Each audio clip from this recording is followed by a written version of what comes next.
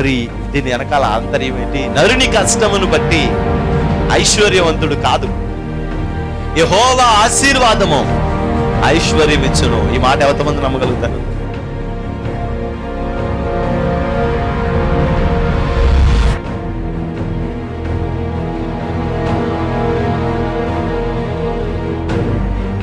ఆ రక్షణను మనం చూడాలి, అనేక ఆత్మల రక్షణను మనం చూడాలి. దేవుని యొక్క మందిరంలో దేవుడు చేసే అద్భుత కార్యాలన్నిటినీ మన కన్నులారా మనం చూడాలి. నేడు ఈ ఇంటికి రక్షణ వచ్చింది. ఎప్పుడో మన దోషములను మనం విడిచిపెట్టుకున్నాం.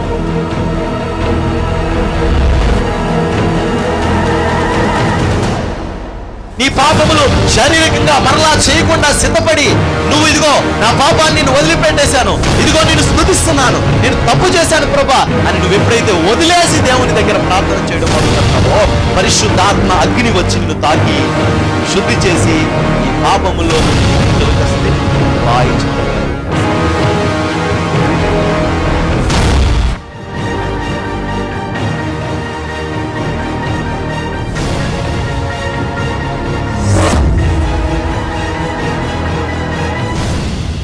యోసేపు ఫరో దగ్గర ఉన్నాడు. నా దేవుని బిడ్డ, నీ పిల్లలను బట్టి, నీ బిడ్డలను బట్టి నీకు అలాంటి ఘనత ఇస్తాడు దేవుడు. యాకోబు ఒక సాధారణమైన వ్యక్తి, కానీ తన పిల్లలను బట్టి యాకోబుకి ఏమిచ్చాడంట దేవుడు? ఘనత. నీ పిల్లలను బట్టి నువ్వు అవమానించబడుతున్నావు, ఘనపరచబడుతున్నావు, ఒకసారి ఆలోచించుకో. మన పిల్లల్ని మనం వెనకేసు రావడం కాదు, వాడు తప్పుడు పనులు చేస్తున్నా, తప్పుడు కార్యాలు చేస్తున్నా, నా పిల్లోడు మంచోడు, నా పిల్లోడు మంచోడు, నా పిల్ల మంచిది అనే స్థితి మన వరకు పరిమితం అది. కానీ ఫరో లాంటి వాడు కూడా ఏం చెప్తున్నాడు తెలుసా? గొప్ప బిడ్డను కన్నావయ్యా, గొప్ప బిడ్డను కన్నావయ్యా నువ్వు. నేను చెప్పేది ఏంటంటే, మన స్థితిలో వాళ్ళు అలా అయిపోతే మనకి ఎక్కడ ఘనత వస్తుంది?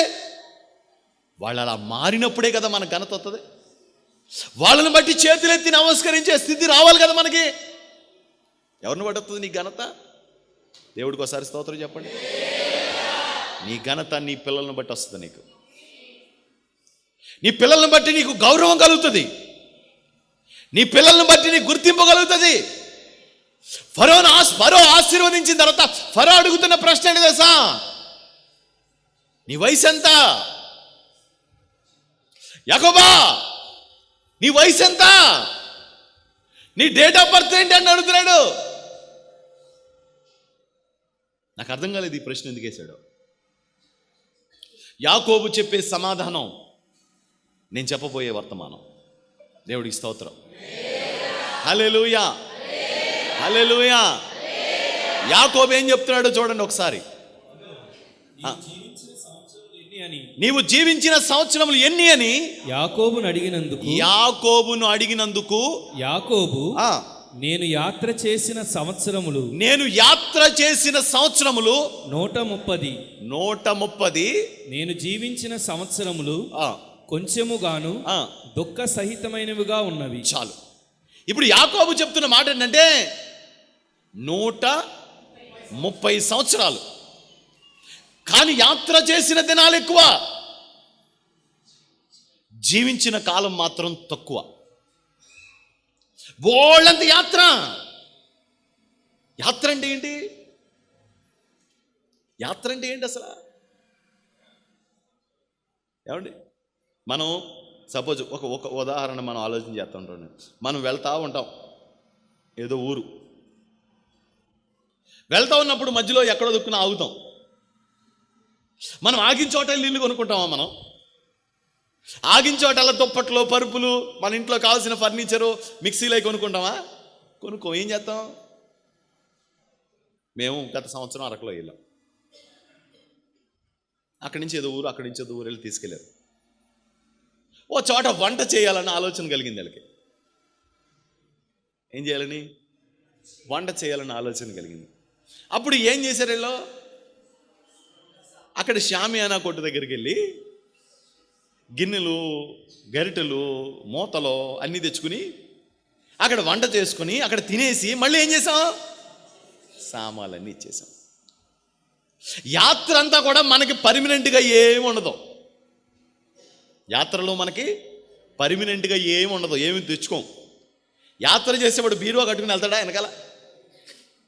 అంటే చెప్పండి మీరు, మన ఇంట్లో ఎన్ని బట్టలు ఉంటాయి, ఎన్ని వస్తువులు ఉంటాయి? యాత్ర అంట. తన జీవితంలో నేను యాత్ర చేసేసాను ఎక్కువ కాలం అంటే ఏమీ సమకూర్పు లేని జీవితం. ఏదో బతికేసాను, అలా బతికేసాను అంతే. ఇంకా మన పెద్దోళ్ళు అన్నట్టు పెట్టిన కొట్ట పొయ్యిలో పెట్ట. యాత్ర అయిపోయింది, నలిగిపోయాను. ఎందుకు నలిగిపోయావు? అసలు ఇంత నలుగుడు ఎందుకు నీకు? ఇంత కష్టం ఎందుకు నీకు? ఇంత ఇబ్బందులు ఎందుకు పడ్డావు అని యాకోబు దగ్గరికి వెళ్ళి మనం అడుగుతుంటే యాకోబు అంటాడు, నేను యాత్ర అయితే చేశాను కానీ జీవించడం మాత్రం, దాన్ని అనుభవించడం మాత్రం చాలా తక్కువగా అనుభవించాను. ఇప్పుడు యాకోబు యాత్రాకాలం, యాకోబు జీవించిన కాలాన్ని 2 భాగాలు చేయండి. యాత్రాకాలం ఒకటి, తర్వాత జీవించిన కాలం ఒకటి. మీకు అర్థమైందని చెప్పిన మాట. యాత్రాకాలం ఒకటి, జీవించిన కాలం ఒకటి. ఇప్పుడు యాత్రాకాలం అంటే ఏంటి? ఆయన యాత్రలో ఏం చేశాడో, యాత్రలో ఎంత ప్రయాసపడ్డాడో, యాత్రలో ఎన్ని తనమొనకలు పడ్డాడో, ఇవన్నీ మనకు కనబడతాయి. కానీ జీవించిన కాలం ఎక్కడ మొదలైంది? తన బ్రతకడం ఎక్కడ మొదలుపెట్టాడు? బ్రతుకులో దేవుని సహాయం ఉంటే గాని నా బ్రతుకు అభివృద్ధి చెందదని తనకు ఎక్కడ తెలిసింది? ఎక్కడ తెలిసిందండి? ఎబ్బోకు రేవు దగ్గర తన తప్పిదాలను ఒప్పుకున్నప్పుడు తెలిసింది. దేవుడు అడుగుతున్నాడు, నీ పేరేంటి? నా పేరు మోసగాడు. నా పేరు మోసగాడు, నేను మోసగాడిని. అంటే తన ఇంతకాలం లైఫ్ని ఎందుకు అనుభవించలేకపోయాడు? మీకు అర్థం కావట్లేదు, మీకు అర్థం కావట్లేదు. మీరు చాలా తెలివి తక్కువ పనులు చేస్తున్నారు. లైఫ్ని అనుభవించలేకపోతున్నారండి. పెళ్ళి అవుతుందండి, భార్య భర్తలు లైఫ్ని అనుభవిస్తున్నారండి. ఈరోజు కుట్టుకు చచ్చిపోవడం, ఆ ఫీల్ ఎక్కడిదే? ఆ సంతోషం ఎక్కడిదే? భార్య భర్తలు చక్కగా కూర్చొని మాట్లాడుకొని మనం చూస్తాంగా. 50 సంవత్సరాల వాళ్ళు చక్కగా ప్రేమగా మంచిగా కూర్చుని చక్కగా ఎదురు బదురు కూర్చుని. మొన్న నేను ఒక హోటల్కి వెళ్ళానండి, తప్పుగా అనుకోకండి. హోటల్కి వెళ్తేనండి సాంబార్ ఇడ్లీ వాళ్ళ ఆడికి తినిపించేస్తున్నాను. అంటే మనకి ఏది పెద్ద నప్పం అనుకోండి, నాకేమో సిరాకు వచ్చేస్తుంది, చాలా కోపం వస్తుంది నాకు. ఈ తినిపించుకోవడాలే ఇంటికాడ తినిపించుకోవాలి కానీ ఏమండి, తినిపించుకోవడాలన్నీ ఇంటికాడ తినిపించుకొని కార్యక్రమాలన్నీ ఇంటికాడ పెట్టుకోవాలి కానీ మరీ బొత్తిగా హోటల్లో పెట్టుకుంటారా? అదేమో జనంతో ఉంటుంది. నాకేమో ఇటు టిఫిన్ తేడం, మా టిఫిన్ రావట్లేదు, వీళ్ళేమో తినిపించుకోవడం ఆపట్లేదు. నాకు సిరాకు వచ్చింది. అప్పుడు తినకూడదు ఉంది పక్కన. బయటకు వచ్చిన తర్వాత నేను ఆ దరిద్రపు తినిపించుకోవడాలు ఏంటి అంటే తనంటుంది, వాళ్ళ ఆయనకి ఇష్టమైతే మీకెందుకండి? వాళ్ళ ఆయనకి ఇష్టమైంది, ఆ అమ్మాయికి ఇష్టమైంది, మీకెందుకు? మీరు తినిపించుకోకపోతే మానేసి అంది. అప్పుడు నేను అనుకున్నాను, ఎందుకులే మనకెందుకులే. వాళ్ళ లైఫ్ని ఎంజాయ్ చేస్తున్నారు. సరే, వాళ్ళు ఏం చేస్తారనేది పక్కన పడదు. అసలు అది కొంచెం ఓవర్ చేసేవాళ్ళు ఉంటారని, ఓవర్ యాక్షన్ చేసేవాళ్ళు ఉంటారు అనుకోండి, అది వేరే విషయం. ఈ అమ్మాయి చేసేది ఓవరే, నాకు అర్థమవుతుంది. ఈయనేదో మొత్తానికి మడతెట్టేస్తుంది, ఈయనేదో పోతరేకి చేసేద్దామని మడతెడదామని చెప్పేసి చూస్తుందని నాకు అర్థమైంది. తిని బాబు అంటుంది. పోన్లేండి చెప్పండి. మీరు మీ పిల్లలకు పెళ్లి చేశారు చక్కగా. మీ పిల్లలు పెళ్లి చేసిన తర్వాత టిఫిన్ పట్టుకెళ్దామని మీరు లోపలికి వెళ్తుంటే వాళ్ళు తినిపించుకుంటున్నారు లోపల. మీరు ఏం చేస్తారు? వెంటనే 2 అడుగులు వేసి దరిద్రపు కొట్టేవాళ్ళు అనుకుంటారా? చెప్పాలి. మా అల్లుడు చాలా మంచిది, మా అమ్మ కోళ్ళు చాలా మంచిది అనుకోరా? ఎంజాయ్ చేస్తున్నారా? అలా జుట్లు పట్టుకొని దీన్ని ఎంజాయ్ చేయగలుగుతారా? మనం ఎంజాయ్ అంటే అనుభవించలేకపోతున్నాం. భర్త ఉన్నాడు, ఆడు ఎర్రి మొహం పెట్టుకుని ఆడు తిరుగుతుంటాడు, ఫోన్ పెట్టుకుని అంటాడు, ఏమండే టిఫిన్ అంటారా, పెట్టా దరిద్రపు దానా అక్కడ తెచ్చి అక్కడ పెట్టితే ఏంటి చల్లారిపోతుంది, తినేచ్చు కదంటే, నువ్వు పెట్టి టిఫిన్ అని వద్దా అదే అడబడే యాద ఉప్మాని నీ మోహం, నీ దరిద్రపు ఉప్మాని, ఇది ఉప్మాకు తినండి తినండి చల్లారిపోతే ఎదవ ఉప్మా చల్లారిపోతే ఏంటి? ఈడు బయటకు వచ్చాడు, బయటకు వచ్చి కారు తాళ్ళు ఎక్కడ బండి తాళ్ళు ఎక్కడ ఉన్నాయంటే చూసుగా అక్కడే ఉంటాయి, చూసుగా అక్కడే ఉంటాయి చూసుగా. ఇలాగ అత్తగారు వచ్చి దరిద్రప్తి దీన్ని చేసుకోకుండా ముఖ్యమంత్రి చంద్రబాబు నాయుడు గారు అమ్మాయిని చేసుకుంటాను నీకు ఎత్తాడు మరి ఆయన.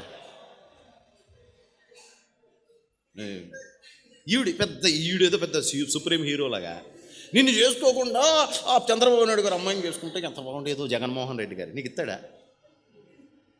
నువ్వు ఆ సంబంధం అనగానే నీ గొయ్యి తవ్వి అందులో పెడతాడు. ఈవిడొచ్చి లోపల ఇది మొగుడేమో ఇలాగా, కాళ్ళేమో ఇలాగా కొట్టుకు చచ్చిపోతూ ఉంటారు. ఈలోగా వచ్చి ఏంటి గొడవ అంటాడు. ఎవరు? మాంగారు జేబులో చేతులు పెట్టుకుని ఇలాగా ఏంటి గొడవ, ఎప్పుడు ఏదో గొడవ, ఎడుదు ఎడు అంటాడు. వీడికి మాట్లాడడం రాదు. వెంటనే వచ్చి మాదేముంటుందండి మీ కొడుకు చేసి ఏదో పనులకి అని చెప్పి అంటే వీడెండో ఇల్లంతా పెళ్ళయింది. చెప్పండి మీరు, పెళ్ళిళ్ళా ఉందండి. వాళ్ళేదో సొంతగా తింటామా అంటే వాళ్ళేదో అత్తయ్య మేము బయటికి వెళ్తాం అత్తయ్య. ఎక్కడికమ్మా? అదే మా ఇంట్లోకి సరుకులు కావాలంటున్నారు, మీ అబ్బాయి కొందాం అంటున్నారండి. వెళ్ళండి కొనుక్కుని జాతగా మీరు మెల్లగా వచ్చేయండి, మీరు లేట్ చేసుకోక అని చెప్పి అంటే వీళ్ళ పెత్తనాలు నేను చేసుకుని అక్కడి నుంచి అక్కడికి వెళ్ళి టిఫిన్ చేసి అక్కడి నుంచి అది తినేసి పానీపూరీలు తినేసి అవి తినేసి ఇచ్చి వచ్చిన తర్వాత మేము అన్నం తిన్నామంటే మీరు ఆ గడ్డంతా ఎందుకు తిన్నాం అంటారు. కానీ లోపల భార్య భర్తలుగా వాళ్ళు సంతోషం అనుభవిస్తున్నారు, అత్త మామూలుగా వీళ్ళ సంతోషం అనుభవిస్తున్నారు. అక్కడ పుట్టింటికి ఏంటమ్మా ఫోన్ ఎత్తలేదు, మేము నీ అల్లుడు గారు ఎక్కడికో తీసుకెళ్తానని బట్టలు కొన్నారు, అక్కడికి వెళ్ళాము, అక్కడికి వెళ్ళి షాపింగ్ లేట్ అయిపోయింది అందుకే వదిలేశాను. వీళ్ళ కాపురాన్ని చూసి వాళ్ళ కుటుంబాన్ని చూసి వీళ్ళు ఈ భార్య భర్తలు చూసి ఇదంతా అనుభవించడం కదా. చెప్పండి మీరు, ఇదంతా అనుభవించడం కదా. అనుభవం లేదుగా, ఎక్కడుంది సంతోషం? ఇది పెళ్ళయింది, 3 మాసాలు జరిగింది. 3 మాసాల తర్వాత గబగబా కేరింతలు కొట్టుకుంటూ వచ్చి అమ్మా మీ కోళ్ళు ఏదో చెప్తానంటుంది అంటే, కోళ్ళ ఏం చెప్తుందిరా అరే అరే అరే అంటే ఈవిడ గబగబా లోపలికి వెళ్ళిపోయి ఏమన్నా సార్ రండి గబగబా వచ్చి ఇదేమి లేదు ఏంటంటే నేనండి మా పుట్టింటికి వెళ్దాం అనుకుంటున్నాను. తీసేసుకుందాం అనుకున్నాను. ఏమైంది అంటే ఈ దరిద్రుడు మమ్మల్ని చూడలేదు. ఇది సంతోషమా అది సంతోషమా? చెప్పండి మీరు. కొన్ని కుటుంబాలు ఎలా ఉన్నాయంటే ఇదే కోల, సంతోషమే లేదు ఇంట్లో. బట్టలు వేసుకున్నది అనుకోండి, భర్త బట్టలు వేసుకుని ఇలా అనుకుంటూ ఉంటాడు, ఏమంటే భలే ఉందని చొక్కా అంటదేమో అని ఈడు ఫీలింగ్. ఇలా చూసి అంటుంది. ఆడు ఊరుకుంటాడా? ఆడు ఏం లేదు, లైఫ్ ఏం లేదు. అలాంటి లైఫ్ ఉంటే ఏంటి, ఉండకపోతే ఏంటి? అలాంటి బతికితే ఏంటి, బతకపోతే ఏంటి? ఇది అందం లేకపోతే గొప్పతనం చూసి సంతోషించే జీవితం కాదు. ఇది మాంసం ముద్ద. దీనికి అన్నీ ఏం కావాలి? అన్ని ప్రేమ అనురాగాలు మాత్రమే కావాలి. దానికి మాత్రమే ఇది స్పందించదు. దీనికి అన్నీ ఏం కావాలి? మీరు చూడండి, దానికి మంచిగా మాట్లాడడం కావాలి, ప్రేమ కావాలి, ఆప్యాయత కావాలి, అనురాగం కావాలి, వాళ్ళ ఫలింపులు కావాలి. ఇవన్నీ ప్రాక్టికల్గా ఏవో కృత్రిమంగా జరిగే వాటిలో జరగవు. ఇవన్నీ దొరకాలంటే ఏం చేయాలి? దాన్ని అనుభవించాలి. అంటే యాకోబు జీవితం ఎలా ఉందంటే అన్నీ కలిగి ఉన్నా ఏమీ అనుభవించలేని దౌర్భాగ్యమైన జీవితం జీవిస్తారు. యాకోబుకి ఎంతమంది పిల్లలు? మరి ఈ పిల్లలందరిని బట్టి యాకోబుకి నిజంగా సంతోషం ఉందా అంటే ఎవ్వరిని బట్టి సంతోషం లేదు. అన్నగారు ఉన్నారు, అన్నగారిని బట్టి సంతోషం ఉందా? తల్లి ఉన్నాడు, తండ్రి ఉంది, ఇద్దరిని బట్టి సంతోషం ఉందా ఆ రోజుల్లో? చెప్పండి. ఎవరిని బట్టి తనకు సంతోషం లేదు. తన లైఫ్ని ఆయన ఎలా మొత్తునంటే, నేను ఒక యాత్ర చేస్తే ఎలాంటి ఫీల్ అనుభవించానో అలాంటి ఫీలే తప్ప నా జీవితంలో జీవించిన జీవితం మాత్రం కొద్దిగా ఉన్నాయి. నువ్వు జీవిస్తున్నావు అన్న విషయం మర్చిపోకు. ఒక యంత్రంలాగా బ్రతకండి. ఇంట్లో కానీ, ఒంట్లో కానీ, బయట కానీ ఒక యంత్రంలా బ్రతకండి. స్పందించండి, ప్రేమించండి, దానికోసం ప్రయాసపడండి. ఒక వ్యక్తి సంతోషంగా ఎప్పుడు ఉండగలడంటే కనుక, ఒకటి దేవుని సన్నిధి దగ్గర నీతి న్యాయాలు నేర్చుకున్నప్పుడు సంతోషంగా ఉండగలుగుతాడు. దేవుడికి మహిమ కలుగునుగా. ఒక ఆమెను గురించి ఒకరు చెప్పిన సాక్ష్యం ఏంటంటే, ఆమె సుఖంగా ఉండదండి, తన భర్తను సుఖపెట్టదు. ఆమె సంతోషంగా ఉండదు, తన భర్తను సంతోషంగా ఉండనివ్వదు. ఒక వ్యక్తిని గురించి మాట, వాడు సంతోషంగా ఉండడు, అమ్మాయిని సంతోషంగా ఉండనివ్వడు. వాడు కుదురుగా ఉండడు, అమ్మాయిని కుదురుగా ఉండనివ్వడు. వాడి ఇంట్లో నెమ్మదిగా ఉండడు, వాడి భార్యని నెమ్మదిగా ఉండనివ్వడు. వాడి పిల్లలకి సమాధానం లేదు, వాడి కుటుంబంలో నెమ్మది లేదు. ఎడు చూసినా సమస్యలు. లైఫ్ని ఎక్కడ ఎంజాయ్ చేస్తాం? జీవించన్నా గారు ఒక పాట రాస్తుంటాడు, నేనున్న స్థితిలోనే సంతృప్తిని కలిగించు,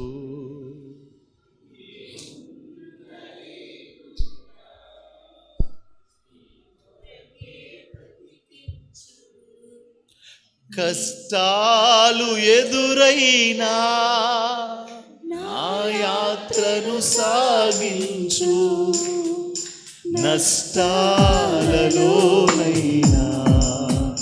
స్తుతి చేయుట నేర్పించు, నేనున్న స్థితిలోనే.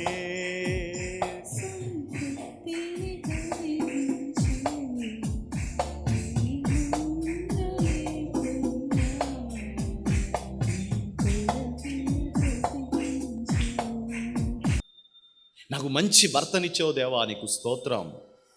మీరు స్తోత్రం చెప్పరే? నాకు మంచి భార్యనిచ్చావు ప్రభా, నీకు స్తోత్రం. నాకు మంచి పిల్లల్నిచ్చావు ప్రభా, నీకు స్తోత్రం.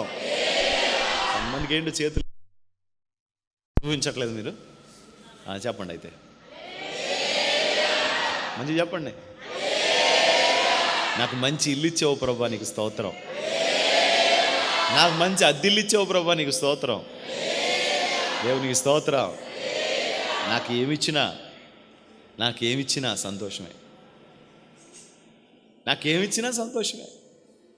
నేను నా లైఫ్ని అనుభవించడం మొదలు పెడతాను ఈరోజు నుంచి. గడిపోయాను, ఈ రోజు నుంచి నా జీవితాన్ని నేనేం చేస్తాను? అనుభవిస్తాను. యాకోబు తన జీవితాన్ని అనుభవించలేకపోయాడు. యాకోబు తన జీవితాన్ని ఏం చేసుకున్నాడండి? యాత్ర చేసేసుకున్నాడు. తన జీవితం యాత్రికుల్లాగా అయిపోయింది. తనకేమీ తెలీదు. కొంతమంది అండి 70 ఏళ్ళు వచ్చిన తర్వాత, 60 ఏళ్ళు వచ్చిన తర్వాత ప్రేమిస్తూ ఉంటారు భార్యని.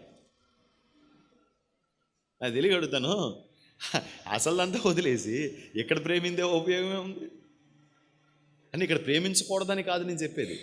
అక్కడ కొట్టుకుని చచ్చిపోయి ఇప్పటికి వచ్చిన తర్వాత ఏదో సవరం అయిపోయిన తర్వాత, అదేనా మాట? క్షౌరం అయిన తర్వాత, క్షౌరం కదా, మళ్ళీ సవరం అంటే మళ్ళీ ఈ సవరం అంటే, క్షౌరం అయిపోయిన తర్వాత వివరం వచ్చి ఇంకేముంటుంది అండ్ అప్పుడు బండి మీద జీవని తీసుకెళ్ళగలదా? యాక్టివా ఏవా ఏమండి గ్లామర్ మీద తీసుకెళ్ళగలదా? ఆ 30 ఏళ్ళు 35 ఏళ్ళు అయితే అప్పుడు 60 70 వచ్చిన తర్వాత నువ్వంటే ఐ లవ్ యూ ఎక్కువ మంది అంటే 30 సంవత్సరాలు చెప్పాల్సింది ఇప్పుడు చెప్తున్నావు అయ్యా అంటుంది ఆవిడ.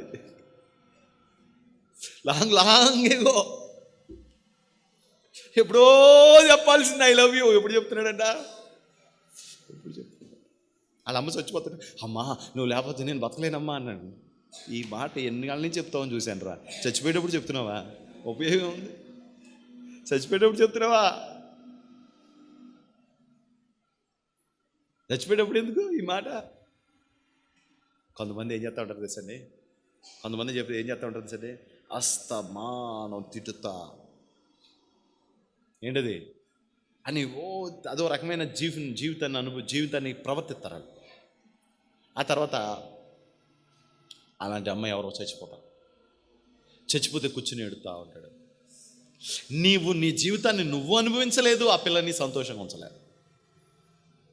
నీ జీవితాన్ని నువ్వు సంతోషంగా ఉంచలేదు, ఆ అబ్బాయిని కూడా సంతోషంగా ఉంచలేదు. నరక యాతన పెట్టావు కదా, అబ్బాయిని శోధించేసావు కదా, పీడించుకుని తినేసావు కదా. అలాంటి వాళ్ళందరికీ నేను పేరు పెట్టాను తెలుసా మీకు? రక్తపింజరి. అలాంటి వాళ్ళందరికీ నేను పేరు పెట్టాను. ఏం సార్? రక్తపింజరి. వాళ్ళు సూది పెట్టి పడవక్కర్లేదు, స్ట్రా వేయక్కర్లేదు, రక్తం తాగేస్తారు. మగోడు అలాగా ఎయిడ్స్ వ్యాధి వచ్చినట్టు అయిపోతాడు. అడిగి ఎయిడ్స్ వ్యాధి కాదు, రక్తపింజరి రక్తం అంతా లాగేసింది. ఎవరు? భార్య. ఆడవాళ్ళది రివర్స్, ఒళ్ళొచ్చేస్తారు. రక్తం పోయే కొలిది వాళ్ళు ఒళ్ళొచ్చేస్తూ ఉంటారు.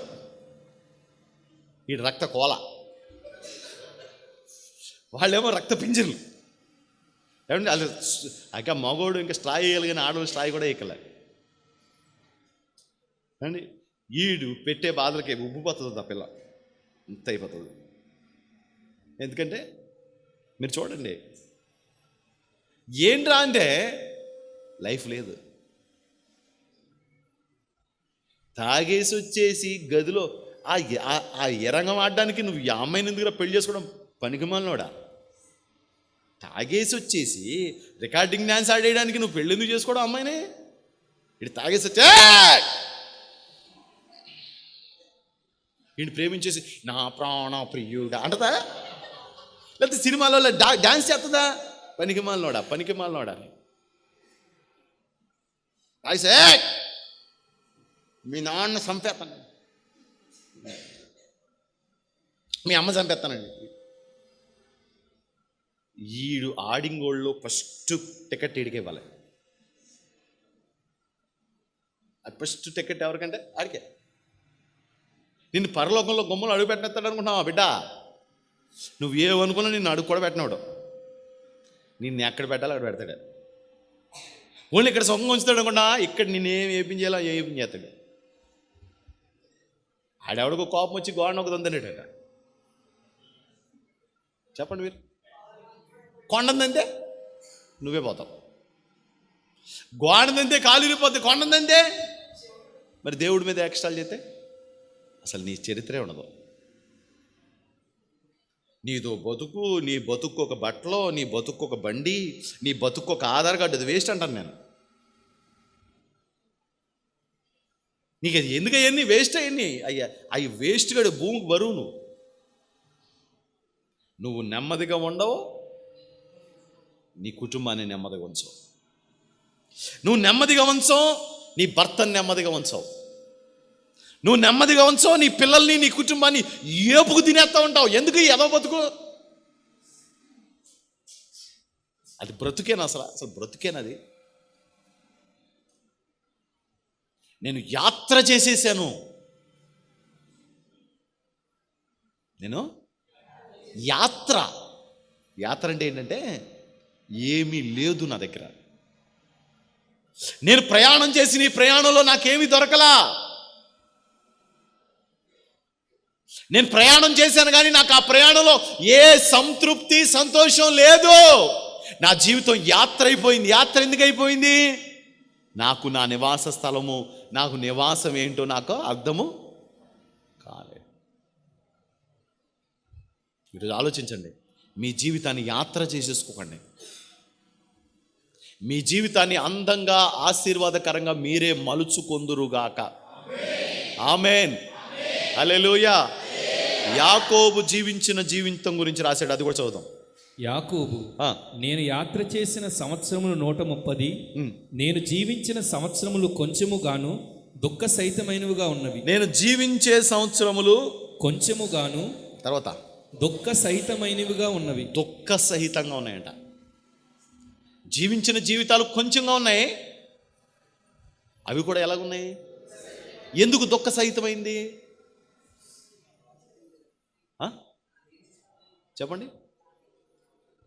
ఎందుకు తనకి దుఃఖ సహితంగా ఉంది తన జీవితం? నేను ఇందానే చెప్పేశాను మీకు ఆ విషయం. 20 ఏళ్ల కిందట ఇదే మార్పు ఇతనికి వచ్చుంటే కనుక ఇదంతా వచ్చుండేది కాదు. 20 ఏళ్ళు అయిపోయింది. 20 ఏళ్లలో తను అన్నీ కోల్పోయాడు. తన శరీరంలో ఉన్న బలం పోయింది. డబ్బులుంటే లాభమే ఉంది.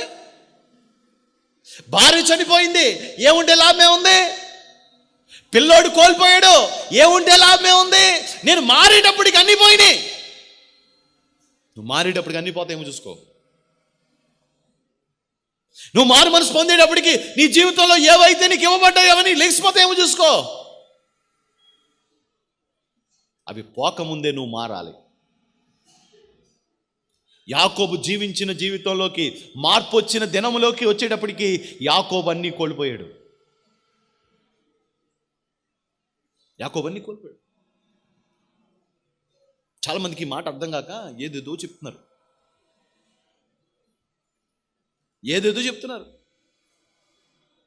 అతను జీవించిన జీవితమే కదా కావాల్సింది. ఇక నువ్వు జీవించువాడను నేను కాదు. చెప్పండి. మరి జీవితం అంటే ఏంటి? యేసుక్రీస్తును కలిగి జీవించడమే జీవితం. దేవుణ్ణి కలిగి జీవించడమే జీవితం. దేవుణ్ణి కలిగి ఉన్నప్పుడే కదా సమాధానం ఉండేది. దేవుణ్ణి ఉండేదే కదా పరస్పరం క్షమించుకోవడాలు ఉండేది. దేవుణ్ణి కలిగి ఉన్నప్పుడే కదా మనల్ని మనం తగ్గించుకోవడం ఉండేది. దేవుడు లేనప్పుడు అవన్నీ ఉండవు మనకి. అది యాత్ర అయిపోద్ది. ఏమి ఉండదు. అంతా పోయిన తర్వాత మనం మార్పు చెందినా మారు మనసు పొందినా ఉపయోగం ఏమీ లేదు. దాని గురించి పౌలు గారు ఏమంటారంటే, తనకు అన్నీ కోల్పోయిన తర్వాత, పోగొట్టుకున్న తర్వాత ఆశీర్వాదం కోసం ఎంతగానో యాసావు ఏడ్చాడట. ఏడిస్తే దొరుకుతుంది ఆశీర్వాదం. అప్పటికే ఆశీర్వాదం ఏమైంది? పోయింది. కాబట్టి దేవుని పిల్లలారా, నేను ముందు చెప్పిందే చెప్తున్నాను మళ్ళీ, మీరు ఏది విత్తుతారో అదే పంట సమకూర్చుకోగలుగుతారు. యాకోబు తన జీవితంలో తన యాత్ర జీవితంలో తను అన్నీ కోల్పోయాడు. 20 సంవత్సరాలు తన జీవితాన్ని నష్టపరుచుకున్నాడు. ఒక యవ్వనుడిగా ఉన్న ఒక వ్యక్తి 20 సంవత్సరాలు తన జీవితంలో నష్టపరుచుకుంటే దానంత దారుణమైంది ఏది ఉండదో అలాంటి యవ్వన కాలాన్ని అతడు నష్టపరుచుకున్నాడు. మీరు ఆలోచించుకోండి, అసలైన జీవితం యవ్వన కాలమే. ఈ యవ్వన కాలం కనుక మనం పాడు చేసుకుంటే తర్వాత మనం ఏం చేద్దామన్నా సరే ఆ కాలం, ఆ సమయం, ఆ బలం తర్వాత మళ్ళీ తిరిగి మనకి రాదు. నీకు యవ్వన కాలం ఉండగానే, నీకు బలం ఉన్నప్పుడే నువ్వు దేవుని మాటలను శ్రద్ధగా వినాలి.